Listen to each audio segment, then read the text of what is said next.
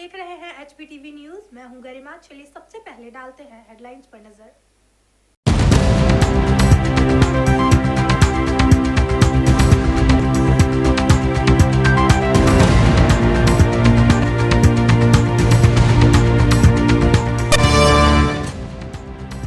शून्यकाल में कई मामलों पर हुई बहस। सदन में ध्यानाकर्षण हेतु प्रस्ताव आए। वन और खनिज पर चर्चा के बाद मतदान। राष्ट्रीय सह संगठन महामंत्री संतोष और वी सतीश ने लिया फीडबैक। सीएम राजेश, सांसद माथुर समेत कटारिया रहे मौजूद। छात्रा के सुसाइड मामले ने पकड़ा तूल। छात्र राजनीति चरम पर। एबीवीपी और एनएसयूआई ने किया प्रदर्शन। निष्पक्ष जांच की मांग।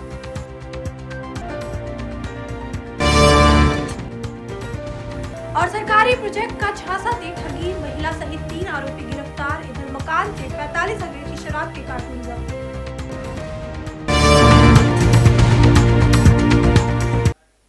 भाजपा प्रदेश कार्यालय में शनिवार को कोर कमेटी की बैठक हुई। इसमें राष्ट्रीय सह संगठन महामंत्री बीएल संतोष और वी सतीश ने प्रदेश के राजनीतिक हालातों का फीडबैक लिया। यूपी चुनाव के बाद और धौलपुर उपचुनाव से पहले हो रही भाजपा कोर कमेटी की बैठक को खासा महत्वपूर्ण माना जा रहा है। इस बैठक में धौलपुर उपचुनाव के लिए रणनीति तैयार होगी। साथ ही बैठक में बीएल संतोष यूपी चुनावों के बाद प्रदेश में भाजपा की वर्तमान स्थिति में राजनीतिक हालातों का फीडबैक तैयार कर केंद्रीय नेतृत्व को सौंपेंगे। वहीं कोर कमेटी की बैठक में तैयार एजेंडों, जिनमें विशेष तौर पर प्रधानमंत्री मोदी के सांसदों को दिए 3 टास्क को पूरा करने के लिए रणनीति भी बनेगी। इसके साथ ही 6 अप्रैल को भाजपा के स्थापना दिवस और 14 अप्रैल को अंबेडकर जयंती के कार्यक्रमों की रूपरेखा पर चर्चा होगी। कोर कमेटी की बैठक में चुनावी एजेंडा भी शामिल किया गया है। राज्यसभा सांसद और यूपी चुनावों के प्रभारी रहे ओम माथुर शुक्रवार को ही जयपुर पहुंचे हैं। माथुर के जयपुर स्वागत के बाद जिस तरह से उनका सम्मान हुआ, उसे उनके प्रदेश शक्ति प्रदर्शन के तौर पर भी देखा जा रहा है। शनिवार को हुई कोर कमेटी की बैठक में मुख्यमंत्री समेत सभी नेता सही समय पर पहुंचे, लेकिन ओम माथुर करीब 15 मिनट देरी से इस बैठक में शामिल हुए। इस दौरान मुख्यमंत्री समेत तमाम नेता ओम माथुर का इंतजार करते रहे। सामाजिक न्याय एवं अधिकारिता मंत्री अरुण चतुर्वेदी और पेयजल मंत्री सुरेंद्र गोयल ने शनिवार को हसनपुरा क्षेत्र में नई पाइपलाइन का शुभारंभ किया। इस योजना से आधा दर्जन कॉलोनियों को फायदा मिलेगा। करीब 3 करोड़ 67 लाख की लागत से डलने वाले इस पाइपलाइन से आधा दर्जन कॉलोनियों के 45,000 लोगों को प्रदूषित पेयजल की समस्या का स्थायी समाधान मिलेगा। सामाजिक न्याय व अधिकारिता मंत्री अरुण चतुर्वेदी ने बताया कि सिविल लाइन विधानसभा क्षेत्र के वार्ड संख्या 22 में हसनपुरा, अम्हेरा बस्ती, धानका बस्ती व मालियों का मोहल्ला, यादवों का चौक, वार्ड 28 के मेहनत नगर और वार्ड 29 के अशोकपुरी कॉलोनी की पुरानी जर्जर एसी पाइप लाइनों को नई डीआईपी पाइपलाइनों में बदलने के लिए सरकार द्वारा 3 करोड़ 67 लाख रुपए स्वीकृत किए गए हैं। विधानसभा अध्यक्ष सदस्यों की ओर से सदन की गरिमा के खिलाफ आचरण करने और आसन के खिलाफ अमर्यादित भाषा का प्रयोग करने पर अध्यक्ष कैलाश मेघवाल ने कड़ा रुख अपनाया है। विधानसभा अध्यक्ष कैलाश मेघवाल ने शनिवार को अपने कक्ष में बैठक बुलाई। इस बैठक में संसदीय कार्य मंत्री राजेंद्र राठौड़, भाजपा के मुख्य सचेतक कालूलाल गुर्जर और भाजपा के मुख्य सचेतक गोविंद सिंह डोटासरा शामिल हुए। बैठक में अध्यक्ष मेघवाल ने सदन के सदस्यों के अमर्यादित व्यवहार पर नाराजगी जताते हुए संसदीय कार्य मंत्री समेत दोनों पक्षों के मुख्य सचेतकों को निर्देशित किया कि वे अपने अपने स्तरों पर सदस्यों को अमर्यादित भाषा बोलने से रोकें, साथ ही सदन की गरिमा बनाए रखने को कहें, अन्यथा उनके खिलाफ आसन सख्त कार्रवाई के लिए मजबूर होगा।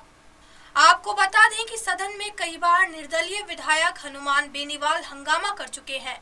बीते शुक्रवार को ही राजपा विधायक डॉक्टर किरोड़ी लाल मीणा ने आसन पर पक्षपात करने के आरोप लगाए थे और अध्यक्ष मेघवाल को 1 घंटे सदन की कार्यवाही स्थगित करनी पड़ी थी। और बुलेटिन में यहाँ लेंगे एक छोटा सा ब्रेक। जल्द हाजिर होते हैं, आप बने रहिए हमारे साथ। महारानी कॉलेज की एनी बेसेंट हॉस्टल में रहने वाली छात्रा के सुसाइड मामले ने तूल पकड़ लिया है।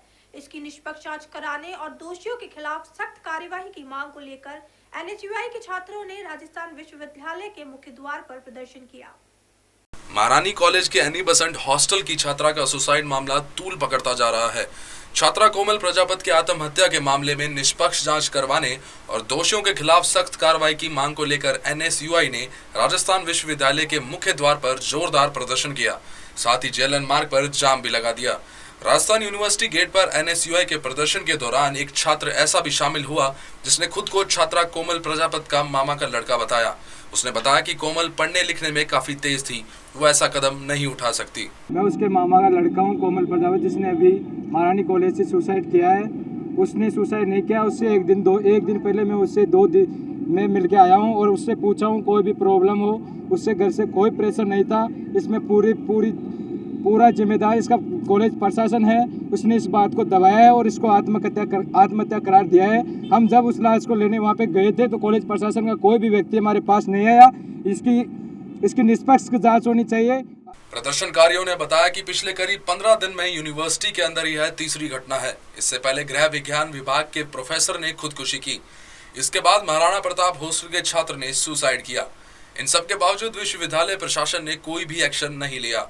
ऐसी घटनाओं से प्रदेश के सबसे बड़े विश्वविद्यालय की गरिमा और साख गिर रही है, जो कि गलत है। इस दौरान एनएसयूआई प्रत्याशियों ने महारानी कॉलेज प्राचार्य अल्पना कटेजा और एनी बसंत हॉस्टल की वार्डन डेजी शर्मा को हटाए जाने की मांग की। मामले की निष्पक्ष जांच की मांग करते हुए काउंसलिंग सेंटर बनाने की मांग भी की गई। इसके साथ ही मृतका छात्र के परिजनों को उचित मुआवजा देने की मांग उठी है। एनएसयूआई का प्रदर्शन है। हमारी छोटी बहन अभी जो महारानी कॉलेज में कोमल प्रजापति आत्महत्या की, वो बेहद दुखनीय है। हम ये कहना चाहते हैं कि प्रशासन की लापरवाही है। हमारी पहली प्राथमिकता है कि कोमल के परिवार वालों को न्याय मिले, उनको मुआवजा मिले, सरकार की तरफ से मुआवजा मिले। हम ये कहना चाहते हैं विश्वविद्यालय के जो वीसी है उसको बर्खास्त किया जाए। उसके पास राजस्थान विश्वविद्यालय देखने का समय नहीं है और महारानी कॉलेज की प्रिंसिपल को बर्खास्त किया जाए और सुरक्षा बढ़ाई जाए। लंदन में आयोजित हुए लंदन फैशन वीक में शहर के INFID की fashion designing student Arpita Advani ने अपने कलेक्शन पेश कर दुनिया में जयपुर का नाम रोशन किया है। शनिवार को छात्रा का जयपुर में सम्मान किया गया। अर्पिता जयपुर की दूसरी डिजाइनर है जो fashion scout London fashion week की विजेता रही है। इससे पहले डेजी शाह पहली डिजाइनर थी जो इस फैशन वीक में फर्स्ट रनर अप रही। NIFD में शनिवार को अर्पिता ने फैशन वीक में प्रदर्शित हुए अपने कलेक्शन को मॉडल्स के जरिए रैंप पर पेश किया। साथ ही छात्र छात्राओं ने इस दौरान जमकर हूटिंग भी की।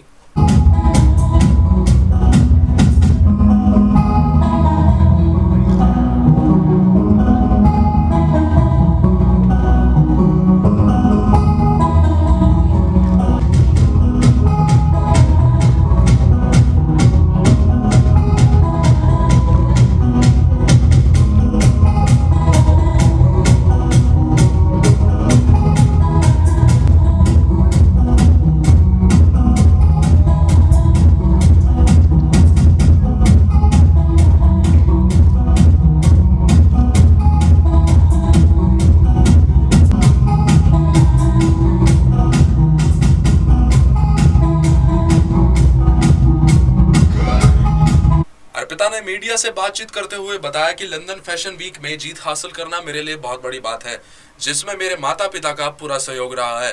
उन्होंने अपने कलेक्शन द किस में पारंपरिक और मॉडर्न कला के मिश्रण को शामिल किया है, जिसमें शीशे और धागे का काम भी शामिल है। पारंपरिक गोटापत्ती से हटकर अर्पिता ने ब्लैक गोटापत्ती की कारीगरी भी अपने डिजाइन में खास तौर से शामिल किए हैं। बहुत ज़्यादा प्राउड फील हो रहा है क्योंकि जयपुर का नाम ही नहीं पूरे इंडिया का नाम रिप्रेजेंट किया है हमने। और जयपुर से सिर्फ मैं ही स्टूडेंट थी, तो बहुत ज़्यादा प्राउड फील हो रहा है कि जयपुर को हमने आगे बढ़ाया। जयपुर का जो गोटापत्ती का वर्क था या ब्लॉक प्रिंटिंग का वर्क था, जो इसकी आर्ट फॉर्म्स थी, उसे आगे बढ़ाया। क्योंकि इतना ज़्यादा अभी जो वर्कर्स हैं, जो लेबर है, वो भी बहुत पीछे हो गए हैं। उनका इतना आर्ट शो नहीं हो पाता है। बट देन फिर हमने मतलब बहुत गली गली जाके सबको ढूंढा, ब्लॉक प्रिंटर्स को ढूंढा, उनकी आर्ट को दिखाया अपने डिज़ाइंस के थ्रू, तो वो सब। इस अवसर पर NIFD की चेयरपर्सन कमला पोद्दार और CEO अनिल खोसला ने अर्पिता को मेमोंटो देकर सम्मानित किया। इस दौरान अर्पिता के माता पिता भी मौजूद रहे। अर्पिता के पिता ने इस सम्मान को अपनी जिंदगी का सबसे यादगार लम्हा बताया और कहा कि मौका मिला तो बेटियां भी बेटों से कम नहीं हैं। आज बहुत ही हमारे लिए गर्व की बात है कि लंदन फैशन वीक जैसे बड़ी जो प्लेटफॉर्म है, फैशन का दुनिया का सबसे बड़ा प्लेटफॉर्म, वहाँ पर जयपुर की एक छोटी सी बच्ची अर्पिता अडवाणी ने विनर होके आज जयपुर का नाम गौरवान्वित किया। इससे पहले पिछली बार डेजी तनवानी रनर अप रही थी और इसके ऊपर बहुत प्रेशर था कि ये भारत का जो एक डाइंग आर्ट है, राजस्थान में इतनी ज़्यादा कला भरी हुई है लेकिन उस कला को मर रही है कला, उस जो आर्टिसंस हैं उनको आज खाने के लिए पैसे नहीं हैं, उनको अंतर्राष्ट्रीय जो मंच के ऊपर लेकर जाने के लिए अर्पिता के हम धन्यवादी हैं कि इसने राजस्थान का जो आर्ट था, राजस्थान का एक आर्टिसन को मौका दिया कि उसके आर्ट को पूरे विश्व के मीडिया के सामने रखा, विश्व के बॉयर्स के सामने रखा, बड़े बड़े बाइंग हाउसेस के सामने रखा। आज जो अर्पिता ने INFD जयपुर का नाम रोशन किया है कि सबसे खास बात यह है कि इसने राजस्थान का नाम रोशन किया है। इसके कलेक्शन में आपको सिर्फ और सिर्फ राजस्थान दिख रहा है। इसने इंडो वेस्टर्न फ्यूजन के सारे डिज़ाइन लेके, हमारे यहाँ गोटा पट्टी गोल्ड, सिल्वर और ब्रॉन्ज 3 कलर में बनती है। इसने ब्लैक गोटा पट्टी को ब्लैक टेक्निक में कन्वर्ट करके और उससे गारमेंट डिज़ाइन किए हैं। दूसरा मिरर वर्क जो है, उस मिरर वर्क के लिए जो हमारा राजस्थान और गुजरात दोनों फेमस है, इसने यहाँ की चीज़ को प्रेजेंट किया है, वो सबसे खास बात है। राजस्थान हाई कोर्ट परिसर में शनिवार को सुप्रीम कोर्ट के न्यायाधीश अरुण मिश्रा ने ई-लाइब्रेरी का शिलान्यास किया। हाई कोर्ट बार एसोसिएशन की ओर से सतीश चंद्र सभागार में आयोजित कार्यक्रम में सुप्रीम कोर्ट के न्यायाधीश अरुण मिश्रा के साथ हाई कोर्ट के कार्यवाहक मुख्य न्यायाधीश जस्टिस KS झावेरी समेत हाई कोर्ट के न्यायिक अधिकारी मौजूद रहे। इस मौके पर बार एसोसिएशन की ओर से न्यायिक अधिकारियों का सम्मान भी किया गया।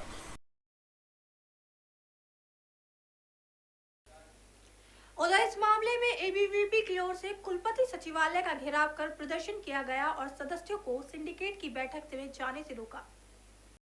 राजस्थान विश्वविद्यालय की सिंडिकेट की बैठक से पूर्व ही ABVP छात्रों ने कुलपति सचिवालय का घेराव किया और गेट बंद कर नारेबाजी की। छात्रों ने बैठक में जाने वाले सदस्यों को भी बाहर ही रोक दिया।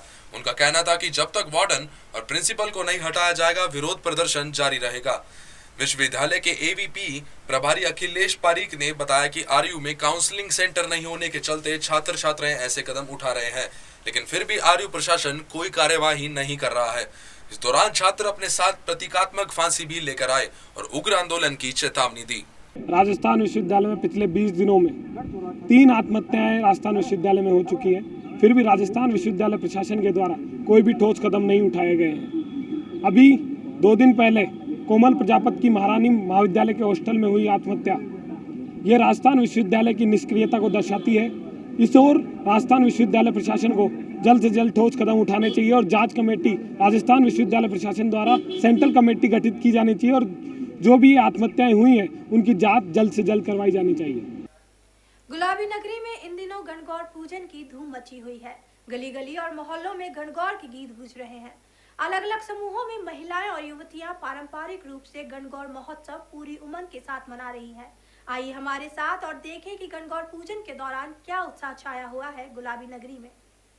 सुखी दाम्पत्य जीवन के लिए विवाहिताएं और अच्छे वर की कामना के साथ सामूहिक रूप से गणगौर पूजते इन महिलाओं का उत्साह पूरे चरम पर है। बास्योड़े के बाद पूजन का ये दौर और भी परवान चढ़ रहा है। बिंदौरिया निकालने के बाद सामूहिक रूप से पूजन के दौरान गणगौर के पारंपरिक गीतों पर नाचती गाती हर वर्ग की महिलाएं खासी खुश नजर आ रही हैं। खुश होंगी भी भला क्यों नहीं, आखिर उन्हें अपनी सखी सहेलियों के साथ हंसी ठिठोली के साथ साथ 16 श्रृंगार करने का मौका जो मिला है। जयपुर में गणगौर उत्सव की रंगत अपने आप में सबसे खास होती है। 16 दिवसीय इस महोत्सव के दौरान युवतियां और महिलाएं सजी सवरी गणगौर की पूजा करती दिखाई देती हैं। इसलिए जयपुर में इस उत्सव को महिलाओं का उत्सव भी कहते हैं।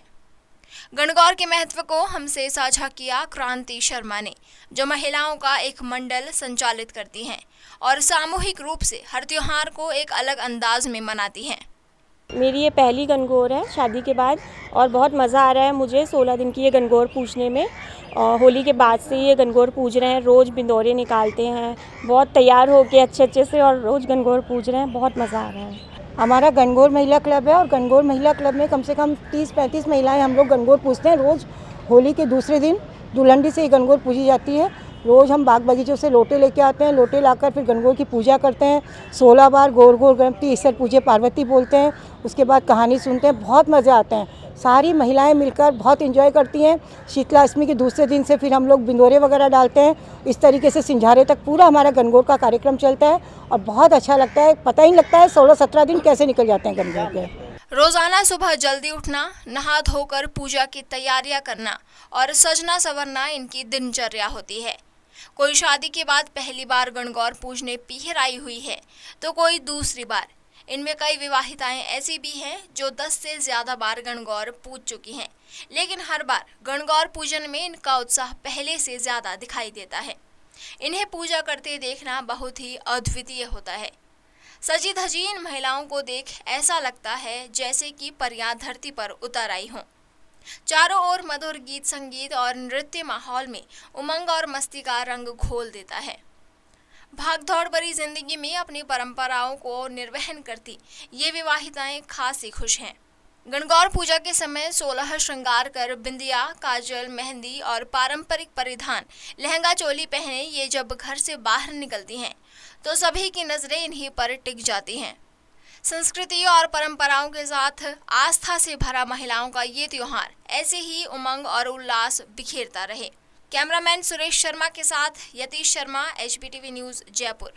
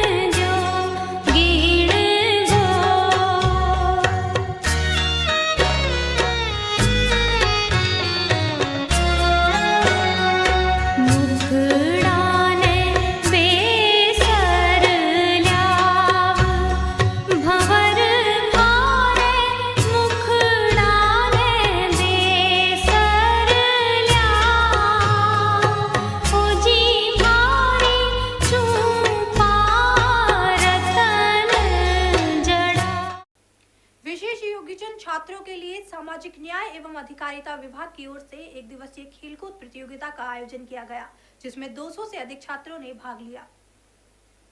शहर के विभिन्न विशेष योग्य जन स्कूलों के छात्रों ने शनिवार को राजस्थान विश्वविद्यालय के स्पोर्ट्स कैंपस में दमखम दिखाया। यहां सामाजिक न्याय एवं अधिकारिता विभाग की ओर से एक दिवसीय खेलकूद प्रतियोगिता का आयोजन किया गया, जिसमें 200 से अधिक छात्रों ने भाग लिया। विशेष योग्य जन स्कूल की प्राचार्य ऋतु शर्मा ने बताया कि इस खेलकूद प्रतियोगिता में जयपुर के साथ सीकर के स्कूलों के छात्रों ने भी भाग लिया, जिनके बीच 50 मीटर, 100 मीटर रेस के साथ लॉन्ग जंप और सॉफ्ट बॉल जैसे गेम्स आयोजित किए गए। यहाँ पे जिला स्तरीय खेलकूद प्रतियोगिता हो रही है, जिसमें जयपुर के जितने भी स्कूल हैं वो यहाँ पार्टिसिपेट करने वाली है। ये बच्चे मानसिक विकलांग और प्लस हैंडीकैप बच्चे हैं, जिनकी ये खेलकूद प्रतियोगिता यहाँ रखी गई है और इसको माइलस्टोन स्पेशल स्कूल ही ऑर्गेनाइज कर रहा है। तो ये क्या गवर्नमेंट की तरफ से भी इनको सपोर्ट? हाँ, गवर्नमेंट से इनको ये गवर्नमेंट ही इसको ऑर्गेनाइज करवा रही है। वर्ष 2003 से अटकी जिला परिषदों में 19,000 से ज्यादा LDC भर्ती की परीक्षा में चयनित अभ्यर्थियों को नौकरी मिलने के आसार है। संसदीय कार्य एवं ग्रामीण विकास मंत्री राजेंद्र राठौड़ ने शून्यकाल के दौरान विधानसभा में इस संभावना जताई। ग्रामीण विकास मंत्री राठौड़ ने कहा कि जिला परिषदों में एलडीसी भर्ती के 19,275 पदों पर प्रक्रिया जारी है। वित्त विभाग के पास प्रस्ताव भेजा गया है, जहां से मंजूरी मिलने के बाद नियुक्तियां दी जाएंगी। कांग्रेस विधायक घनश्याम मेहर ने स्थगन प्रस्ताव के जरिए मामला उठाते हुए कहा कि वर्ष 2003 में एलडीसी भर्ती पर चयनित बेरोजगार युवाओं को आज तक नौकरी नहीं दी गई है। सदन में ग्रामीण विकास मंत्री ने कहा कि कांग्रेस राज में बिना वित्तीय प्रावधान किए एलडीसी पदों पर भर्ती निकाली गई थी। 19 जून 2013 को इसका परिणाम जारी हुआ। उस समय तत्कालीन सरकार ने 1 साल के अनुभव के लिए 10%, 2 साल के लिए 20% और 3 साल के लिए 30% बोनस अंकों का प्रावधान लिया। राठौड़ ने बताया कि 15 जुलाई 2013 को हाई कोर्ट ने इस पर रोक लगा दी। तत्कालीन सरकार इसके लिए लार्जर बेंच में गई और वहां 5, 10 और 15% बोनस अंक देने को कहा। इसके खिलाफ सरकार ने सुप्रीम कोर्ट में एसएलवी दायर की है। राठौड़ ने कहा कि मौजूदा सरकार ने इसके लिए प्रयास किए। सुप्रीम कोर्ट ने बोनस अंकों में हस्तक्षेप नहीं करने की बात कही। इस बीच सुप्रीम कोर्ट का एक और फैसला आ गया कि प्लेसमेंट एजेंसी और वाटरशेड के कर्मचारियों को भी 10, 20 और 30% बोनस अंक दिए जाएं। अब विधि विभाग के इस परीक्षण करवाया जा रहा है। वित्त विभाग को फाइल भेजी गई है। वित्त विभाग की मंजूरी अगर जल्द ही मिल जाती है तो 19,000 से अधिक परिवारों का 13 वर्षों का इंतजार जल्द ही खत्म हो जाएगा। देखना यह है कि सरकार वास्तव में गंभीर प्रयास करती है या फिर एक बार फिर मामला अटक जाता है। राजस्थान विश्वविद्यालय के संस्थापक, कुलपति और विख्यात गणितज्ञ प्रोफेसर जीएस महाजनी की स्मृति में शनिवार को यूनिवर्सिटी के सीनेट हॉल में एक विशेष व्याख्यान का आयोजन किया गया। इस दौरान वर्तमान परिप्रेक्ष्य में उपनिषदों की प्रासंगिकता विषय पर व्याख्यान हुआ। राजस्थान विश्वविद्यालय के संस्थापक, कुलपति और विख्यात गणितज्ञ प्रोफेसर जेएस महाजनी की स्मृति में शनिवार को यूनिवर्सिटी के सीनेट हॉल में एक विशेष व्याख्यान का आयोजन किया गया। इस दौरान लाल बहादुर शास्त्री राष्ट्रीय संस्कृत विद्यापीठ नई दिल्ली के कुलपति प्रोफेसर रमेश कुमार पांडे ने वर्तमान परिप्रेक्ष्य में उपनिषदों की प्रासंगिकता विषय पर व्याख्यान दिया। इस दौरान वक्ताओं ने विचार रखते कहा कि वर्तमान समय में मानसिक तनाव और भागदौड़ भरी जिंदगी की एक वजह अपनी जड़ों से दूर होना भी है। आपको बता दें कि आरयू के कार्यवाहक कुलपति राजेश्वर सिंह की पहल पर यह विशेष व्याख्यान पहली बार आयोजन किया गया है। राजस्थान यूनिवर्सिटी में संस्थापक कुलपति से रूप में डॉक्टर जीएस महाजनी का कार्यकाल नवंबर 1947 से जून 1953 तक रहा। वे 1927 से 1945 तक पूना के विख्यात फर्ग्यूसन कॉलेज के प्राचार्य भी रहे।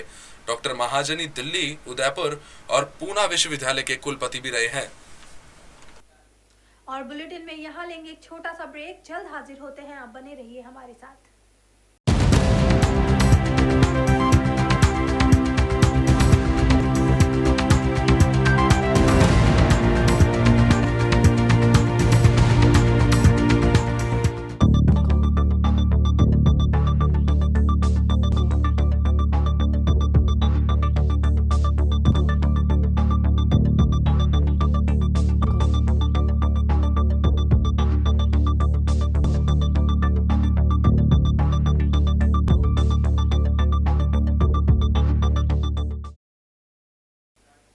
राजधानी की हरमाड़ा थाना पुलिस ने एक शातिर ठग को गिरफ्तार किया है। पुलिस गिरफ्त में आए आरोपी देवेंद्र शर्मा बेरोजगारों को राजभवन में नौकरी लगाने का झांसा देकर पैसे ऐंठता था।